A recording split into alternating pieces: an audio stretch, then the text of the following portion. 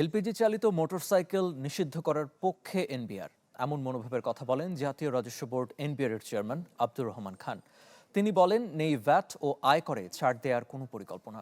মঙ্গলবার প্রাক বাজেট আলোচনায় এসব কথা বলেন তিনি। মধ্যপ্রাচ্যের সংঘাতে যোগান সংকটে দেশের জ্বালানি বাজার পাওয়া যাচ্ছে না প্রয়োজনীয় তেল, যাতে অন্য সব খাতের মতো ভোগান্তিতে বাইক রাইডাররাও অনেকে ঝুঁকছেন এলপিজি কনভার্সনে। এমন অবস্থায় আসছে বাজেটে মোটরসাইকেলে এলপিজির ব্যবহারে সুবিধাজনক কর কাঠামো চান উৎপাদকরা। প্রাক বাজেট আলোচনায় পেট্রোলিয়াম ডিলার ডিস্ট্রিবিউটরদের দাবি, ২৫ বছরের পুরনো গাড়ি চলতে দেওয়া না হলে ট্যাঙ্ক লরি অপারেট করা সম্ভব নয়। শূন্য শুল্কে চেসিস আমদানির সুযোগও চান তারা। বৈশ্বিক পরিস্থিতিতে জনস্বাস্থ্য বিবেচনায় আশ্বস্ত করেন এনবিআর এর চেয়ারম্যান। ইডিতে সিকেডি কোনো কমিশন নাই এবং কোনো হাই ডিউটি আছে। আমরা বলছি ইডিতে এখন আরো বেনিফিট দেওয়া উচিত।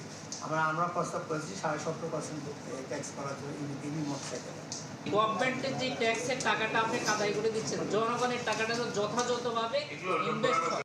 তবে এনবিআর এর চেয়ারম্যান বলেন, এলপিজি চালিত মোটরসাইকেল নিষিদ্ধ করার পক্ষে এনবিআর।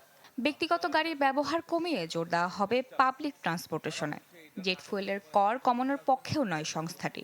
তবে চলমান বৈশ্বিক পরিস্থিতিতে জ্বালানি নিয়ে নতুন করে ভাবছে সরকার।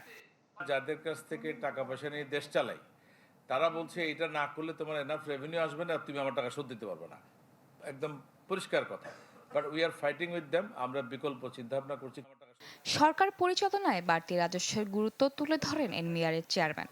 বলেন, নতুন অর্থ বছরে দ্বিগুণ বাড়বে আয়, যে কারণে ভ্যাট ও আয়করে কোনো ছাড় দেওয়ার পরিকল্পনা নেই।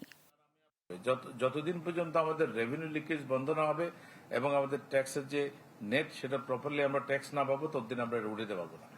এই কারণেই বাট এটা নীতিগতভাবে আমরা আপনাদের সাথে সম্পূর্ণ একমত। কিন্তু আপনাদের যে বিভিন্ন রকমের কর ফাঁকির যত সব ইতিহাস, এগুলো যদি এক একটা করে কেস স্টাডি করে জাতির সামনে উপস্থাপন করা হয়, তখন আপনারা বুঝবেন যে জাতি কিভাবে ক্ষতিগ্রস্ত হয়েছে।